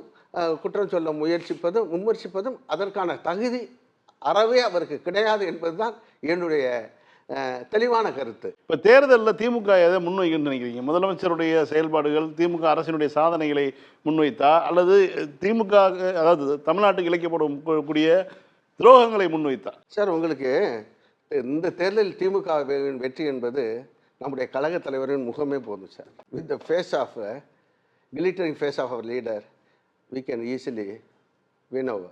எம்ஜிஆருக்கு சொல்லப்பட்ட வார்த்தைகளை தான் கரிஸ்மேட்டிக் லீடருங்க. இன்றைக்கு அதைத்தான் சொல்றாரு. அவருக்கு பேரங்க அண்ணா அவர் சொல்வார் இணை வைத்து பார்க்கக்கூடாது என்பார். எனவே நம்முடைய தலைவருக்கு இணை வைத்து பேரங்க அண்ணாவுடைய சொற்றொடர் இப்படி சொல்லி நம்முடைய தலைவருக்கு இணை வைத்து பார்ப்பதற்கு தமிழ்நாட்டு அரசியலில் எதிர்க்கட்சியில் யாரும் இல்லை என்ற அடிப்படையில் அவர்கள் இணை வைத்து பார்க்க வேண்டாம். புரியுது. எனவே அதனால் டைனமிசம் அவருடைய முகமே போதும். அதே போது அவருடைய முகமே போதும். காரணம் என்ற முகம் என்றால் அந்த முகத்தில் தமிழ்நாட்டு மக்களுக்கு செய்திருக்கக்கூடிய நலத்திட்ட உதவிகள், மத்திய அரசு செய்திருக்கக்கூடிய துரோகங்கள்லாம் தாண்டி இன்றைக்கு அவர் செவ்வனே ஆட்சியை நடத்தி வரக்கூடிய அந்த பாங்கு, இன்றைக்கு பொருளாதார வளர்ச்சியில் ஒட்டுமொத்த நாட்டுடைய பொருளாதார வளர்ச்சி 6.4 என்று இருக்கிற பொழுது நம்மளது 11.19 என்கிற அளவுக்கு வளர்ச்சி. அவர் சகோதரர் சொல்ல போது ஏற்றுமதியில் அகில இந்திய அளவை விட 4 மடங்கு கூட என்ற நிலை. இப்படி வந்து மாநிலங்களோடு நாம் போட்டியிடவில்லை. நம் முதல்வர் தலைமையிலான ஆட்சி தமிழ்நாடு அரசு மாநிலங்களோடு போட்டியிடவில்லை. இது ஒன்றிய அரசோடு போட்டியிட்டு ஒன்றிய அரசை வென்று அதற்கு வழிகாட்டி கொண்டு இருக்கிறது. எனவே வந்து இப்படி திட்டங்கள் சார் இது வந்து நம்ம வந்து ஒரு செக்டரை it is not a left sided development. ஒரு பகுதி மட்டும் வளர்ந்து, தொழில் மட்டும் வளர்ந்து, கல்வி மட்டும் வளர்ந்து, சுகாதாரம் மட்டும் வளர்ந்து, மற்ற இதில் கிராமப்புறங்கள் மறக்கப்பட்டு இருந்தால் மக்களுக்கு ஒரு அதிருப்தி வரும். But he is concentrating on overall development, inclusive development, inclusive development, the so-called inclusive development is being carefully carried out by our dynamic leader, Honorable Chief Minister அண்ணன் தளபதியார். எனவே வந்து ஒட்டுமொத்த வளர்ச்சி என்று அனைத்து துறை, விளையாட்டுத்துறை எடுத்துங்க, நம்முடைய மாண்புமிகு துணை முதலமைச்சர் சார் பொற்காலம் சார். இன்றைக்கு விளையாட்டுத்துறை போன வாரம் பாருங்க ஆச்சரியமாக இருக்குது. I was also football player. சொல்கிற எங்கள் காலத்தில் இந்த மாதிரி ஸ்கீம் இல்லைங்க, இந்த மாதிரி ஸ்கீம் இல்லை. Very sorry to stay. ஆனால் இன்றைக்கு 500 பேருக்கு இல்லங்களுக்கு அப்பாயின்மெண்ட் ஆர்டர் போயிருக்குங்க. கடிதத்தை பிரித்து பார்த்தா Varavanai Senthil, you been chosen to be appointed as administrative officer in customs டிபார்ட்மெண்ட்னு போகுது. நீங்கள் வந்து இந்த விளையாட்டில் சிறந்து விளங்கியதன் காரணமாக மத்திய அரசுடைய கஸ்டம்ஸ் டிபார்ட்மெண்ட்டில் நீங்கள் நியமிக்கப்படுகிறீர்கள், இல்லை மாநில அரசுடைய இபியில் நியமிக்கப்படுகிறீர்கள் என்று 500 பேருக்கு வீடு தேடி அப்பாயின்மெண்ட்ஸ் ஆர்டர் சார். ₹1,00,000 மேலே 21 வயது கூட நிரம்பாத இளைஞன் வாங்குகிறான். எங்கே இந்த சாதனைக்கு சொந்தக்காரர் நம்முடைய மாண்பு துணை முதலமைச்சர்கள். துணை முதலமைச்சர் அன்றைக்கு நானும் சகோதரிலாம் கலந்துக்கிட்டோம். நம்ம CNN, News 18 என்ன முதல்வர் வந்து அற்புதமான உரையாற்றி விட்டு என்ன அழகாக எதிர்கட்சிகள்லாம் எதிர்கட்சி பலமுறைய கூட்டணியாக தெரியுது, உங்களுக்கு பிரச்சனை பண்ணுறப்ப இல்லை அது பலவீனமாக இருக்கிறது, எனக்கு பாவமாக இருக்குது, பரிதாபமாக இருக்குன்னு போகிற போக்கில் just like the left handle deal பண்ணிட்டு போயிட்டே இருக்காருங்க. உங்களுக்கு சொல்ல புரியுதுங்களா? அதனால் அதற்கு முதல்வருக்கு ஈடு கொடுக்கக்கூடிய வகையில் ஆஃப்டர்நூன் செஷனில் வந்து நம்முடைய துணை முதல்வர் அவருடைய பேச்சில் இருக்கக்கூடிய அந்த சர்க்காஸ்டம், நகைச்சுவை உணர்வு, டைமிங் சென்ஸு, கருத்துப்பட பேசல், தீமை ஒட்டி பேசக்கூடிய அந்த சித்தாந்த பேச்சு, திராவிட இயக்க சித்தாந்தங்களை எந்த இடத்திலும் முன்னிறுத்தி பேசக்கூடிய அந்த தன்மைகள்லாம் பார்த்து அன்றைக்கு டெல்லியிலிருந்து வந்த திரு சச்சார் ஆங்கில அந்த ஊடகத்தினுடைய உங்களை போல நெறியாளர் வந்து அசந்து போயிட்டாருங்க. எனவே இன்றைக்கு அதன் தான் நாங்கள் சொல்கிறோம், திராவிட இயக்கத்திற்கு நமக்கு கிடைத்த நற்கொடை. பிறகு அண்ணாவிற்கு பிறகு எப்படி கலைஞர் இக்கட்டான சூழலில் இந்த இயக்கத்தை ஒரு 50 ஆண்டு காலம் முன்னெடுத்து சென்றாரோ, அவருடைய உண்மையான வாரிசாகவும் தாய் 8 அடி பாய்ந்தால் குட்டி 16 அடி பாயும் என்பதை சமகாலத்தில் நிரூபித்து காட்டிய ஒரு தலைவராக நம்முடைய மாண்பு முதல்வர் அவர்கள் இன்றைக்கு எடுத்து செல்லக்கூடிய இந்த பாங்கிலும் இன்னும் திராவிட இயக்கத்திற்கு ஒரு 50 ஆண்டு காலம் ஒளிமிகுந்த எதிர்காலம் இருக்கிறது என்ற நம்பிக்கை தரக்கூடிய ஒரு இளந்தலைவராக நம்முடைய துணை முதல்வர், இளைஞரனுடைய செயலாளர், அவருடைய செயல்பாடும் பேச்சும் செயல்திறனும் ஆட்சித்திறனும் அத்தனையும் இன்றைக்கு மிளிர்வதன் காரணமாக பாரதிய ஜனதா கட்சி எத்தனை திட்டம் போட்டாலும் தமிழ்நாட்டில் ஒரு நாளும் காலடி வைக்க முடியாது. என்டிஏ அதாவது திமுகவா என்டிஏவா தமிழ்நாடா டெல்லியான்னு கேட்குறதுக்கு காரணம் வந்து அது பேசிக் ரீசன் என்னென்னா, ஏடிஎம்கே அதிமுக என்ற எடப்பாடி பழனிசாமியின் தலைமையில் இருக்கக்கூடிய அதிமுகவை it has already been uprooted from the soil of Tamil Nadu politics. ஏற்கனவே பாரதிய ஜனதா கட்சியானது அதிமுகவை ஜெயலலிதாவுடைய மறைவிற்கு பிறகு பல கூறாக பிரித்து உடைத்து திசைக்கு ஒருவராக தூக்கி எறிந்து விட்டு இன்றைக்கு எடப்பாடி பழனிசாமி தனிநபராக நிறுத்தி விட்டது. சொல்றீங்களா? எனவே இப்ப அந்த ஸ்பேஸ் நம்ம பைபோலார் பாலிடிக்ஸ் என்று சொல்லக்கூடிய 72 மக்கள் தலைவர் எம்ஜிஆர் அதிமுகவை உருவாக்கிய காலத்திலிருந்து திராவிட முன்னேற்ற கழகமா அதிமுக என்று இருந்த போட்டி, ஜெயலலிதா திராவிட கட்சிகள் திராவிட இயக்கங்களுக்கான போட்டி என்பதை இன்றைக்கு அதுதான் அவர்களுடைய நீண்டகால திட்டம். தேசிய கட்சிகளுடைய நீண்டகால திட்டம் என்பது திராவிட முன்னேற்ற கழகமா அதிமுகவா என்ற நிலையில் அந்த 2வது இடத்தை கைப்பற்றுவது என்பதுதான் தேசிய கட்சிகள். அதை இன்றைக்கு எடப்பாடி பழனிசாமி என்ற ஒரு வீக்கஸ்ட் லீடர் இன்றைக்கு அவர்களுக்கு வசதியாக கிடைத்ததன் காரணமாக அவர் தலைமையிலான இந்த இயக்கத்தை சல்லியாக பிரித்தெறிந்து விட்டு இன்றைக்கு 2வது இடத்தை பிஜேபி கைப்பற்றி கொண்டு, அதுதான் நயனார் சொல்ல என்டிஏ தலைமையில் ஆட்சி அமையும், நம்மிலும் பலர் மந்திரி ஆகும். பிரதமர் பேசுறாரு ஒரு இடத்துக்குள்ள there will be a chief minister in NDA government. NDA will form a government and there will be a chief minister for NDA alliance ன்னு சொல்றாரு. அமித்ஷா 1.25 மணி நேரம் பேசுகிறார். ஒரு இடத்து கூட எடப்பாடி பழனிசாமியோட பேச்சு. இவர் என்ன ஸ்டேட்டில் லீடரு? வெக்கு சார், சங்கடமா இல்லையா சார்? நான் உங்களோட ஒரு பார்ட்டிக்கு வரேன்னா நீங்கள் என்ன உங்கள் அழைப்போட நீங்கள் என்ன 10 பேர்ட்ட இன்ட்ரோடியூஸ் பண்ணுங்க. மீட் மை ஃப்ரெண்ட் சுப்ரத்தனன் நீங்கள் இன்ட்ரோடியூஸ் பண்ண இவர் கூட்டம் போடுறாரு. அங்கே வந்து இவர் பேரவே சொல்லாமல் பேசிட்டு போயிட்டே இருக்காங்க. அப்போ வந்து ஸ்கேண்ட் ரிகார்டு ஒரு ஆளாவே மதிக்கலை ஒரு அரசியல் கட்சின்னா அந்த கட்சியோட இடத்தை பிஜேபி கைப்பற்றிடுச்சு தானே அர்த்தம். அப்போ போட்டி என்பது வந்து இப்போ பிஜேபி அகில இந்திய அளவில் தலைமை தாங்கக்கூடிய அந்த என்டிஏவிற்கும் தமிழ்நாட்டிற்கு. எனவே தான் தலைவர் தெளிவாக சொல்கிறார், ஆட்சி என்பது சென்ட் ஜார்ஜ் கோட்டையிலிருந்து ஆள வேண்டுமா அல்லது டெல்லியிலிருந்து ஆள வேண்டுமா? தமிழன் சென்ட் ஜார்ஜ் கோட்டையிலிருந்து தான் ஆள வேண்டும் என்று இன்றைக்கு இல்லை 100 ஆண்டு காலத்துக்கும் சொல்வார். அதற்கு திராவிட இயக்கம் திராவிட முன்னேற்ற கழகம் வழிவகுக்கும். நிச்சயமாக ஒரு பெரும் அரணாக DMK is going to be the sentinel of Dravidian ideology. திராவிட இயக்கங்களை கட்டி காக்கக்கூடிய ஒரு அரணாக திராவிட முன்னேற்ற கழகம் விளங்கும். அதற்கு ஆக சிறந்த அடித்தளத்தை நம் தளபதி உருவாக்கிவிட்டார்.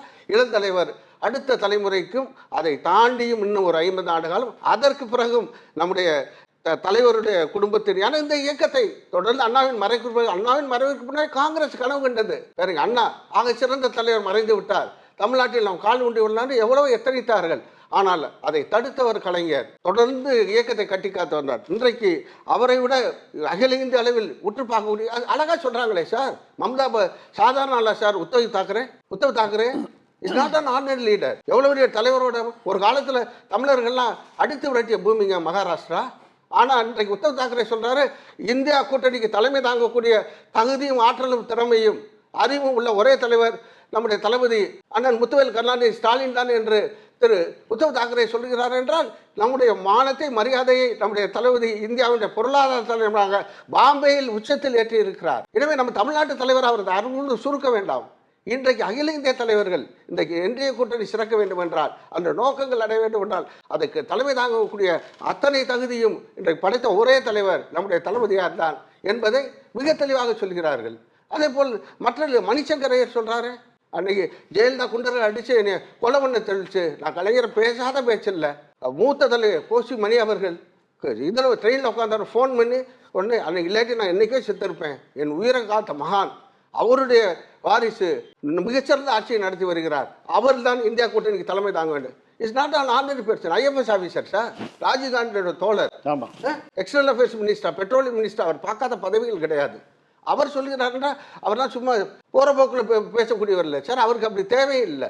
ஆனால் அவர் சொல்கிறார் என்றால் இன்றைக்கு மம்தா பானர்ஜி உட்பட அத்தனை தலைவர்களும் சொன்னால் நம்முடைய தலைவருடைய பண்பாடு பாருங்கள், என் தலைவர் சொல்லி சென்றிருக்கிறார், என் உயரம் எனக்கு தெரியும் என்று. எனவே அதே பாணியில் என் உயரம் எனக்கு தெரியும் என்ற, ஆனால் அதில் ஒரு வார்த்தை, என்ற அளவுகோலை மனதில் வைத்து நான் பிரச்சனைகள் அணுகுவேன் என்று சொல்லியிருக்கிறார். எனவே எதிர்காலத்தில் இந்தியா கூட்டணிக்கு நம் தலைவர் தலைமை தாங்கக்கூடிய வாய்ப்பு உறுதியாக இருக்கிறது.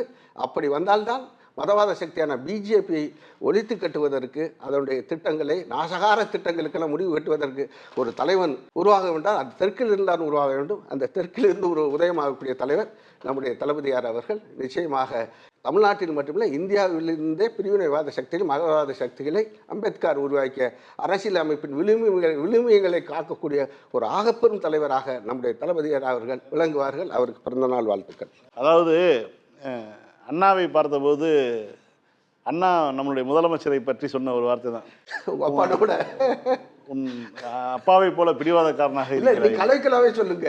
அண்ணாவது அவர் சொல்ல அந்த உரிமை இருக்கு, அந்த உரிமை.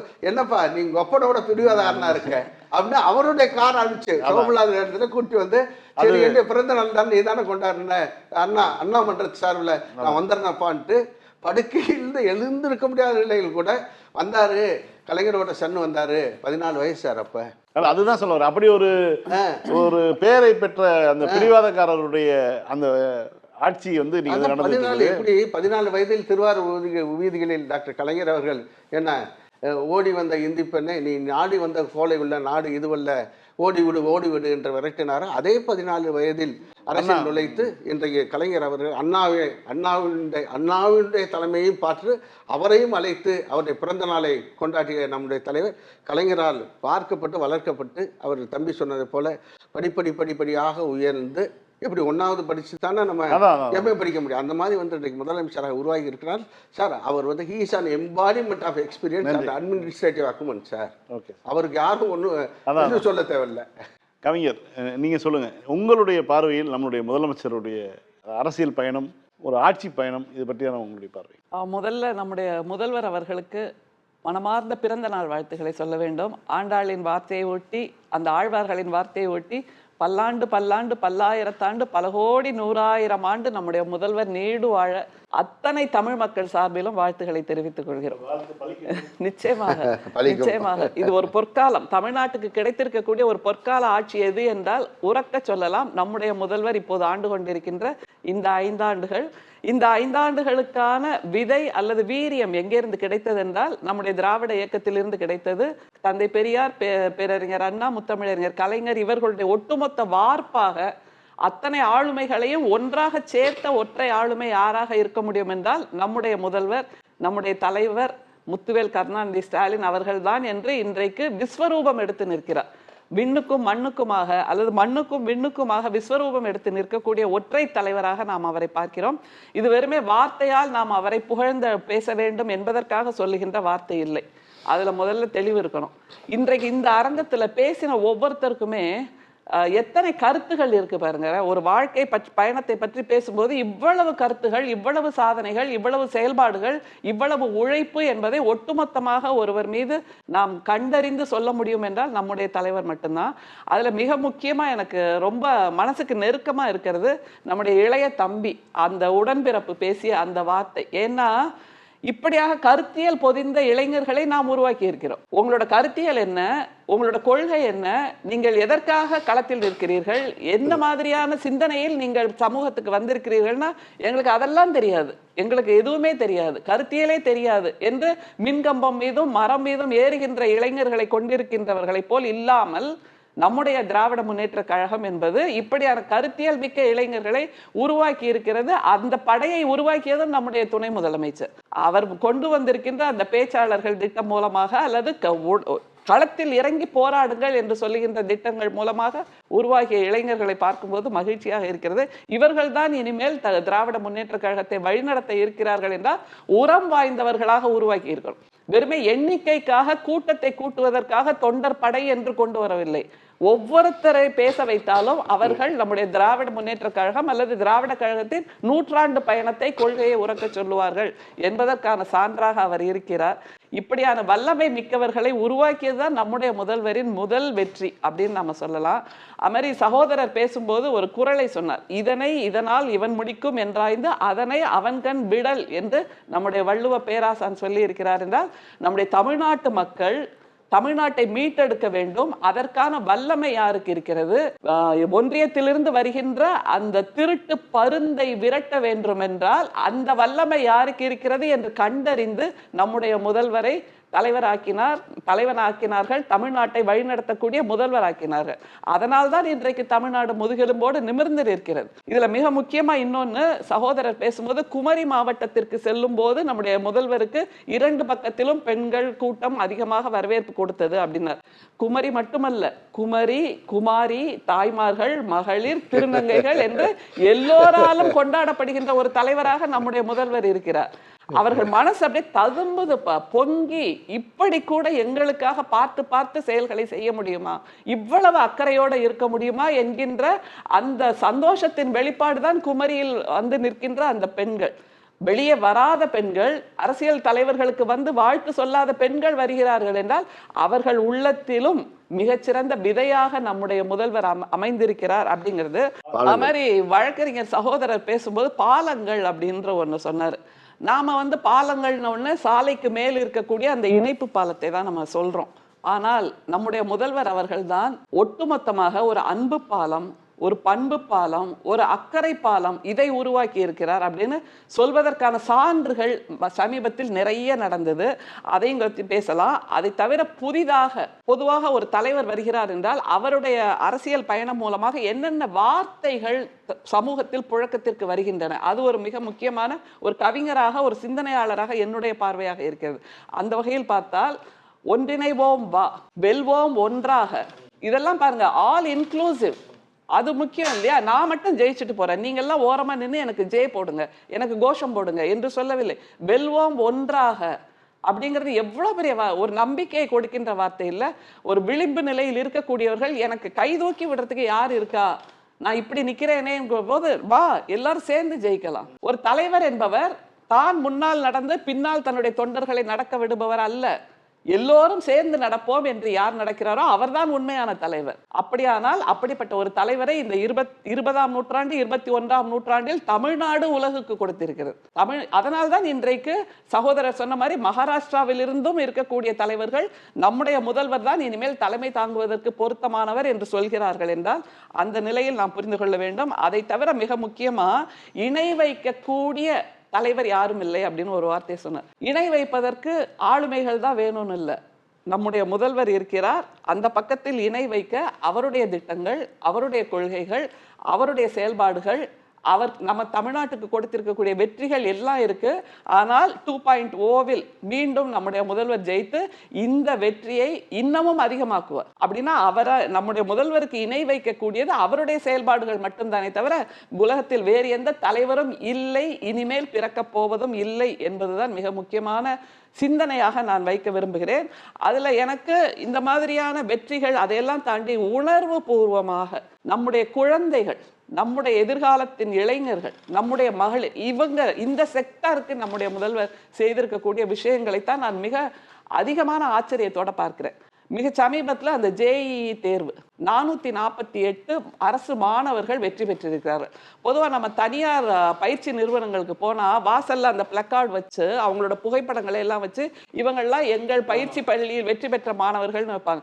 இப்போது தமிழ்நாட்டின் அரசு பள்ளியிலும் இதை சாத்தியமாக்கி இருக்கிறோம். அப்படின்னா JEE என்று இந்தியாவின் மிக கடுமையான அல்லது வெல்ல முடியாத ஒரு தேர்வுக்கு எங்களுடைய அரசு பள்ளி மாணவர்கள் ஜெயித்திருக்கிறார்கள் என்று சொல்லும்போது அவர்கள் அதைத்தான் நம்முடைய முதல்வர் உங்கள் கனவை சொல்லுங்கள் என்று சொன்னார் இல்லையா? இதுதான் என்னுடைய கனவு, நான் கல்வியில் வெற்றி பெற வேண்டும் அப்படிங்கிறப்போ அந்த கனவை சொல்லுங்கன்னா காதுல கேட்டுட்டு போயிட்டே இருக்கலாம். சாத்தியப்படுத்துவதற்கான முயற்சி என்ன பண்றது? சாத்தியப்படுத்துவதற்கான களத்தை உருவாக்குவது, உன்னை வல்லமையாக மாற்றுவது, உனக்கான அந்த தளங்களை உருவாக்கி உன்னுடைய வெற்றியை நான் சாதித்து காட்டுகிறேன் என்று சொல்கிறார்ல, இதுதான் உண்மையிலேயே வெற்றி. அத மாதிரி நான் மிக சமீபத்தில் பல நம்முடைய அரசின் வெற்றி விழாக்களுக்கெல்லாம் போயிட்டு வந்தேன்.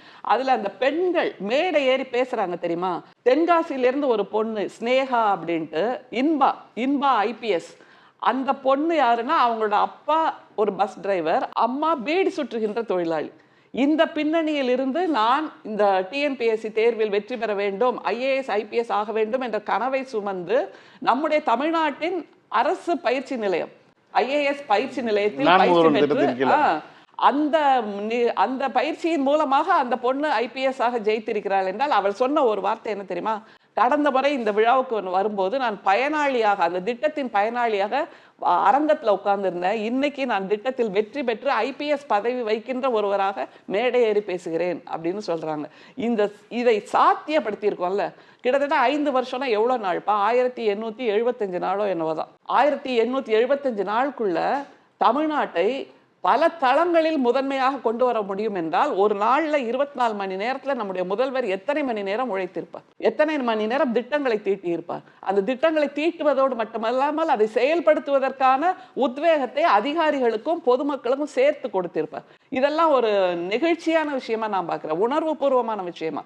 ஏன்னா பேப்பர்ல எழுதிடலாம் இதெல்லாம் திட்டம். இப்போ எதிர்கட்சி தலைவர் எடப்பாடியார் அவர்கள் சொல்றாருல, வாயால் வடை சுடுவதை பிரதமர் தான் செஞ்சிட்டு இருந்தார் இது வரைக்கும். ஆனா இப்போ இவரும் அந்த கலையை கற்றுக்கொண்டு விட்டார். அதனால வாயால் வடை சுடுறது தானே, என்ன வேணா சொல்லிக்கலாம் அப்படிங்கிற மாதிரி அவர் சொல்கின்ற திட்டங்களாக இல்லாமல் அதை சாத்தியப்படுத்துவதற்கு என்ன செய்ய வேண்டும். நேற்றைக்கு CPM தலைவர் சொல்லியிருந்தார், நாய் வாளை வெட்டி நாய்க்கு சூப்பு வைத்த கதைங்கிற மாதிரி மக்களிடமே வரி வாங்கி மக்களிடமே கொடுப்பேன்னு சொல்ற அதிசயமான திட்டத்தை சொல்லியிருந்தாரு. அந்த 10,000 ரூபாய் எப்படி கொடுப்பீங்க? 10,000 ரூபாய் எப்படி கொடுப்பீங்க அப்படின்னு கேட்டா, நாங்கள் அதற்கான நிதி நிலையை உருவாக்குவோம். எப்படி உருவாக்குவீங்க? வரிகளை உயர்த்தி தான். அப்படின்னா அதுக்கு பருத்தி கோடவுன்லயே இருந்திருக்கலாமே அப்படின்னு பொதுமக்கள் பேசுகிறார். பொதுமக்களுக்கான கண்டென்ட் கிரியேட்டராக எதிர்கட்சி தலைவர் மாறிவிட்டார் அப்படிங்கிற முதல்ல நம்ம புரிஞ்சுக்கணும். உங்க பாக்கெட்ல எடுத்து அவங்க கிட்ட கொடுப்பாருங்க. அடுத்தது நீங்க ஆரம்பத்துல ஒரு கேள்வி கேட்டீங்க, ஏன் தமிழ்நாடு வர்சஸ் NDAன்னு சொல்றாரு, திமுக வர்சஸ் NDAன்னு ஏன் நம்முடைய தலைவர் சொல்றார் அப்படின்னு ஒரு கேள்வி கேட்டீங்க. ஏன்னா இங்க இருந்த அந்த கட்சி அதிமுக என்பது இப்போது இல்லாமல் போய்விட்டது அப்படிங்கிறது நமக்கு நல்லா தெரியும். அந்த 4 கால்களை பற்றி பேசினாங்க ஏற்கனவே. அண்ணா என்கின்ற ஒரு கால், திராவிடம் என்கின்ற ஒரு கால், 2 கொள்கையும் வைத்து தமிழ்நாட்டை முன்னேற்றுகிறோம் என்ற ஒரு கால், கழகம் என்றால் பொதுமக்களுக்காக இணைந்து சேவை செய்யக்கூடிய ஒரு அமைப்பு என்ற அர்த்தம். அப்ப அந்த 4ஐயுமே தொலைத்து விட்டார் எதிர்கட்சி தலைவர். அண்ணாவும் இல்லை, திராவிடமும் இல்லை, முன்னேற்றமும் இல்லை, கழகமும் இல்லை என்றால் தன்னுடைய சுயநலத்துக்காக அவர் முற்ற முழுக்க அந்த BJP என்கின்ற இந்துத்துவ கடலில் கரைந்து போய்விட்டார் என்னும் போது இவர் என்னதான் சொல்லட்டும், நான் தான் அதுக்கு தலைவன், நான் தான் தலைவன், நானும் ரவுடி தான் சொல்ற மாதிரி நான் தான் தலைவன், நான் தான் தலைவன் இவர் சொல்கிறார். ஆனால் ஒன்றியத்திலிருந்து வருகின்ற யாருமே எடப்பாடி தான் இனிமேல் முதல்வர் வேட்பாளர் என்று சொல்லவே இல்லை. அதனால இவர் வேணா கனவு காணட்டும். அவர் பக்கத்துல இருக்கிற புதுச்சேரிக்கு போனா ரங்கசாமி ஐயா தான் முதல்வர். ஆனால் அவர் கழுத்தில் ஒரு சுருக்கு கயிற்றை மாட்டி அவரால் செயல்படவே முடியாத மாதிரியான ஒரு கூட்டணியை தானே அங்க வச்சிருக்காங்க. அதனால்தான் நம்முடைய முதல்வர் சட்டமன்றத்திலே சொன்னார், அதிமுக நீங்கள் இருக்க வேண்டும், நீங்கள் காப்பாற்றப்பட வேண்டும் என்று சொன்னார் இல்லையா? அந்த அக்கறையை இவர் மறுதளித்து விட்டு எனக்கு என்னுடைய சுயநலம் தான் முக்கியம் என்று அங்கே சென்று கரைந்திருக்கிறார் என்றால் அதனால் தான் நம்முடைய முதல்வர் இது திமுகவுக்கும் என்டிஏவுக்குமான போட்டி என்று சொன்னார், தேர்தல் என்று சொன்னார். இதுல நம்ம நகைச்சுவையா பேசுறதெல்லாம் வேற விஷயம். ஆனால் ஒன்றியத்திலிருந்து வருகின்ற அந்த ஆபத்துகள் என்ன அப்படிங்கிறத தான் நம்ம முதல்ல தமிழக மக்களுக்கு சொல்லணும். ஏன்னா மதவாதம் என்பது ஒன்றியத்தின் கொள்கை, இனவாதம் என்பது ஒன்றியத்தின் கொள்கை. இப்ப கூட பாருங்க, இஸ்ரேல்ல போய் இனப்படுகொலை செய்து கொண்டிருக்கின்ற அந்த நாட்டின் பிரதமரோடு கைகுலுக்கி அந்த நாடு ஃபாதர்லேண்ட், இந்தியா மதர்லேண்ட் என்று சொல்லக்கூடிய அந்த வன்மத்தை விதைத்து கொண்டிருக்கிறார் பிரதமர் என்ற போது, இந்த வன்மத்தை விதைத்து கொண்டிருப்பவர்கள் தமிழ்நாட்டுக்குள் கால் ஊன்றி விடக்கூடாது. அதே மாதிரி கிறிஸ்துமஸ் அன்னைக்கு கூட ஒரு ஃபாதரோட வாயை திறந்து பிளக்க வச்சு சாணி உருண்டையை உள்ளே திணிக்கின்ற அந்த வன்மத்தை விதைக்கின்ற மதவாதிகள் தமிழ்நாட்டுக்குள் வந்துவிடக்கூடாது. சாதாரணமா தரையில துண்ட விரிச்சு நமாஸ் பண்ணுகின்ற ஒரு எளிய இஸ்லாமிய சகோதரர் அவர் காலால எட்டி உதைக்கிறார் ஒரு இந்துத்துவ. ஆண்டுதோறும் இந்த காட்சிகள் நம்ம பார்க்க வேண்டியது கொடுமை. 2014 இந்த காட்சிகள் தினமும் அதிகமாகி கொண்டே இருக்கின்றன என்றால் தமிழ்நாடு அப்படியான காட்சிகளுக்கு ஒரு களமாக இல்லாமல் இங்கே நாம் கைகோர்த்து நிற்கிறோம் இல்லையா? இந்த சகோதரத்துவத்தை காப்பாற்றிக் கொள்ள வேண்டும். அதனால்தான் நம்முடைய முதல்வர் மிகப்பெரிய அரணாக நமக்கு இருக்கிறார் அப்படிங்கிறத முதல்ல தமிழ்நாட்டு மக்கள் புரிஞ்சுக்கணும். திருப்பரங்குன்றத்தில் என்ன மாதிரியான குளறுபடியை கலைபரத்தை உண்டாக்கினார்கள் என்று தெரியும். அதே திருப்பரங்குன்றத்துக்கு இப்போது பிரதமர் செல்கிறார் என்றால் அவருடைய வன்மம் புரிகிறதா இல்லையா? நீங்க எதுக்கு அந்த மாதிரி செய்யணும்? அங்கே இஸ்லாமிய சகோதரர்கள் இருக்கட்டுமே என்று சொல்லக்கூடிய பரந்த மனப்பான்மை பிரதமருக்கு இல்லை என்பதை நாம் தமிழக மக்களுக்கு அதிகமாக சொல்லியாக வேண்டும். அதனாலதான் நம்முடைய முதல்வர் திரும்ப திரும்ப சொல்கிறார், இது தமிழ்நாடு என்கின்ற இந்த பூமி மத நல்லிணத்துக்கான பூமி, மகளிர் உரிமைக்கான பூமி, இளைஞர்களுக்கு நம்பிக்கை ஊட்டுவதான பூமி, அல்லது எல்லா சகோதரர்களும் ஒன்றாக இணக்கமாக இருக்கக்கூடிய பூமி, எல்லோருக்கும் எல்லாம் என்று சொல்லக்கூடிய பூமி. இந்த பூமியில் அந்த எதிர்பக்கத்தில் இருந்து வருகின்ற பருந்துகளிடமிருந்து நாம் தமிழ்நாட்டை காப்பாற்ற வேண்டும் என்பதைத்தான் நம்முடைய முதல்வர் மீண்டும் மீண்டும் சொல்கிறார். அதுல இன்னும் மிக முக்கியமா நம்முடைய திட்டங்கள் இருக்குல்ல, சூரியன் என்றால் கையை எப்படி விரிச்சு காமிக்கிறோம், ஒவ்வொரு விரலுக்கும் ஒரு திட்டத்தை நம்ம சொல்ல முடியும். மிக முக்கியமா மகளிர் உரிமை தொகை, கலைஞர் மகளிர் உரிமை தொகை என்பது வெறுமே தொகை மட்டுமல்ல, அந்த 1000 ரூபாய் என்பது ஆயிரக்கணக்கான அல்லது 1000 மடங்கான நம்பிக்கையை பெண்கள் மனதில் விதைத்திருக்கிறது. அப்படியான உணர்வு பூர்வமான ஒரு திட்டம். அதை நிறுத்துவதற்கு நம்முடைய பேரறிஞர் அண்ணா சொல்வார் இல்லையா, இனிமேல் யார் ஆட்சி செய்தாலும் தமிழ்நாடு என்ற பெயர் இருக்கும் வரைக்கும் நான் தான் ஆட்சி செய்கிறேன்னு சொல்வார்ல, அது மாதிரி இந்த மகளிர் உரிமை தொகை என்பது தமிழ்நாட்டின் வேராக ஆணி வேராக இருக்கிறது என்றால் அதை மடைமாற்றம் செய்வதற்கு ஒன்றியம் மிக சமீபத்தில் சூழ்ச்சியை செய்தது. அதை புரிந்து நீதிமன்றத்தின் மூலமாக சூழ்ச்சியை செய்தது. தடை உத்தரவு வாங்கி விடலாம் என்று பகல் கனவு கண்டார்கள். அதை புரிந்து கொண்டு நம்முடைய முதல்வர் முன்னெச்சரிக்கையாக வல்லமையோடு சிந்தித்தார் இல்லையா? அந்த வகையில் அன்னைக்கு பிப்ரவரி 13ஆம் தேதி எதிர்பக்கத்தில் இருப்பவர்கள் ஸ்தம்பித்து போனார்கள். கண்களையே நம்ப முடியவில்லை. என்ன நாம ஒரு திட்டம் போட்டுட்டு இருக்கோம், அதுக்கு முன்னாடியே எதிர்வினையாக சிக்ஸர் அடிச்சிட்டாரு நம்முடைய இந்த பக்கத்தில் முதல்வர் அப்படிங்கிற ஒரு சிந்தனை அவர்களுக்கு இருந்தது. எனவே இந்த மகளிர் உரிமை தொகை என்கின்ற ஒரு சூரிய கதிர். அடுத்தது காலை உணவு திட்டம். எவ்வளவு பெரிய நம்முடைய நவீன சித்தர்னு வள்ளலார சொல்லுவோம். வள்ளலாரின் அடுத்த வாரிசாக நம்முடைய முதல்வர் வந்திருக்கிறார் என்பதற்கான ஒரு திட்டம் தான் அந்த காலை உணவு திட்டம்.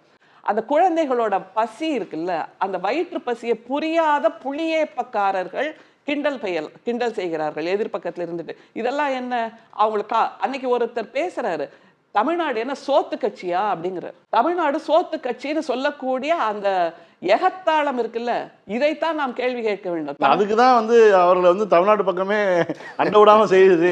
தமிழ்நாட்டு மக்கள் வைத்திருக்கிறோம். இன்னமும் பாதுகாப்பா நம்ம வச்சிருக்கணும். இன்னமும் அதிகமா ஏன்னு ஒரு கேள்வி வருது இல்ல, இந்த தேர்தல் அவ்வளவு முக்கியம்னா தமிழ்நாட்டை சோத்து கட்சி என்று எகத்தாளமாக எள்ளி நகையாக கூடிய அந்த இந்துத்துவ கூட்டணி, அதிலிருந்து நாம் காப்பாற்றியாக வேண்டும். அந்த சிறு குழந்தைகள் சப்பாத்திக்கு உப்பு வச்சு சாப்பிட சொல்லி, சப்பாத்திக்கு உப்பு வச்சு நேத்து ஒரு காணொளி பார்த்தா பார்த்தா பீகார்ல உள்ள பள்ளியில வெறுமே தண்ணியில மஞ்சள் தூள் கலந்து அப்படி சோறா கொட்டுறாங்க. இது என்னப்பா, எந்த வகையில் இது சத்தான உணவாக இருக்கு? வாரத்துக்கு 6 முட்டை கொடுத்துட்டு 6 முட்டை, அதை தவிர காய்கறிகள், சுவையான உணவு, காலை உணவு, மதிய உணவு, எல்லாமே பயறு வகைகள், அந்த அந்த சத்துணவு நிபுணர்கள் சொல்லுகின்ற உணவு வகைகளை தான் நாம் கொடுக்கிறோம் என்றால் அதன் மூலமாக அந்த இடைநிற்றல் நின்றிருக்கிறது.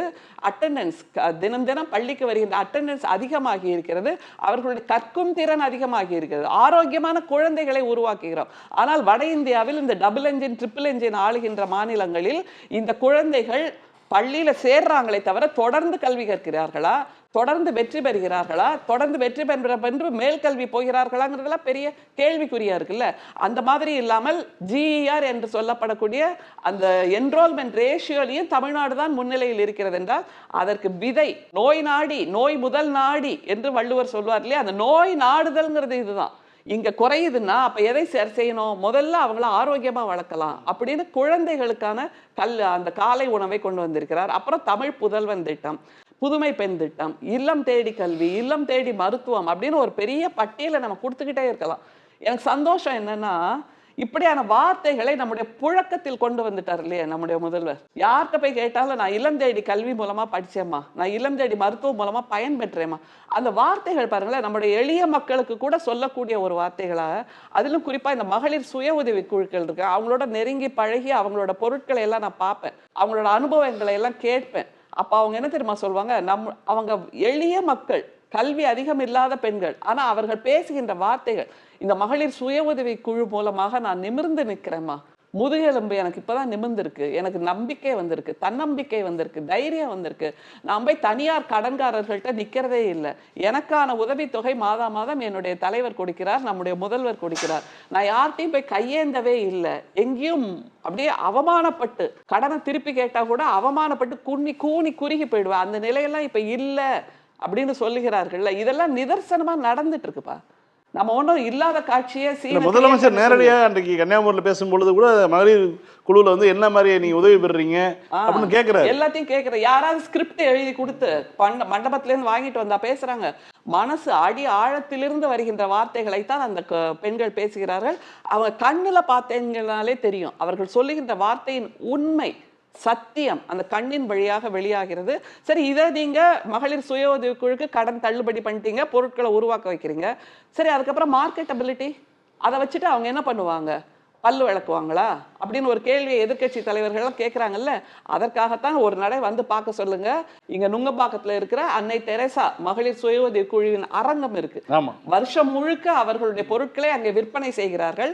அதை தாண்டி புத்தக காட்சிகளிலும் இவர்களுடைய பொருட்கள் விற்பனைக்கு வைக்கப்படுகின்றன, மகளிர் அரங்கங்கள் உருவாக்கப்படுகின்றன. அதை தவிர நம்முடைய துணை முதலமைச்சர் எனக்கு பரிசு பொருட்கள் கொடுக்கிறீர்கள்னா மகளிர் சுய உதவி குழுக்கள் மூலமாக உருவாகின்ற அந்த பொருட்களை கொடுங்கள் என்று சொல்லும் போது அவர்களுக்கான ஒரு சந்தை உருவாக்கப்படுகிறது இயல்பாக. அதுதான் மிக முக்கியம். அது மாதிரி இன்னொரு கண்ணுக்கு தெரியாத இன்னொரு சந்தை எது தெரியுமா? புத்தகங்கள். நம்முடைய இளைஞர் அணி மூலமாக புத்தக அறிவு திருவிழா கொண்டாடணும்ல. அதை தாண்டி நம்முடைய துணை முதலமைச்சர் சொன்னது எனக்கு நூல்களை பரிசாக கொடுங்கள் என்று சொல்லும் போது நூலகங்களை உருவாக்கிட்டு இருக்காங்க. மாவட்டம் தோறும் ஊர்தோறும் நூலகம் என்ற ஒன்று. இது அறிவின் புரட்சி, அறிவின் திருவிழாவை தமிழ்நாட்டில் உருவாக்கி இருக்கிறோம். நம்முடைய முதல்வரின் ஆட்சியில் ஆரோக்கியத்தின் திருவிழா, அறிவின் திருவிழா, மகிழ்ச்சியின் திருவிழா, நிம்மதியின் திருவிழா என்று எத்தனையோ திருவிழாக்களை நாம் தினம் தினம் காண்கிறோம். அதுல மிக முக்கியமா மாயா ஆஞ்சலோவோட ஒரு கவிதை வரி, அதை நான் எல்லா இடத்துலையும் சொல்லுவேன். You may write me down but I am a phenomenal woman that's me அப்படிம்பாங்க. நீங்க என்னை வந்து கேலியும் கிண்டலும் பேசலாம், நீ எல்லாம் ஒரு பொருட்டே இல்லை, என்ன பிரயோஜனம் இந்த பெண்களால என்று சமூகம் எள்ளி நகையாடலாம், ஆனால் நான் எழுந்து நிற்பேன், காரணம் நான் வல்லமை மிக்க பெண் என்று அந்த கருப்பின சகோதரி மாயா ஆஞ்சலோ சொன்னான்னா அந்த வார்த்தையை இன்றைக்கு தமிழ்நாட்டு பெண்கள் உறக்க சொல்லி கொண்டிருக்கிறார்கள். அப்படி உறக்க சொல்லுவதற்கான ஒரு களத்தை நம்முடைய முதல்வர் உருவாக்கி காட்டியிருக்கிறார். 2021 அவர் பதவியேற்ற போது அவர் இதை சொல்லியிருக்கிறார். இதை சொல்ல வேண்டிய அந்த நிலையில் அவர் செயல்பாடுகளால் இதை நிரூபித்து காட்டியிருக்கிறார். ராபர்ட் ஃப்ராஸ்ட் என்ற அந்த ஆங்கில கவிஞர், I had two roads diverged before me.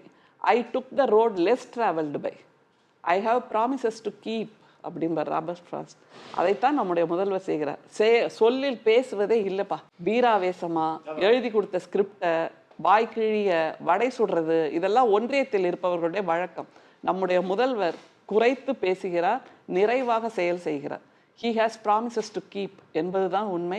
ஏனென்றால் தமிழ்நாட்டு மக்கள் அவ்வளவு நம்பிக்கையோடு அவரிடம் பலதையும் எதிர்பார்க்கிறார்கள். கனவுகளை சொல்கிறார்கள், நனவாக்கி காட்டுகின்ற தமிழ்நாட்டை நம்முடைய முதல்வர் உருவாக்கி இருக்கிறார். இன்னும் பல்லாண்டு காலம் அவர் வாழ்ந்து தமிழ்நாட்டுக்கு சேவை செய்ய வேண்டும். தமிழ்நாடு தான் இந்தியாவுக்கு தலை வணங்குகிறது, தமிழ்நாடு தான் இந்தியாவை தலைவணங்க வைத்திருக்கிறது.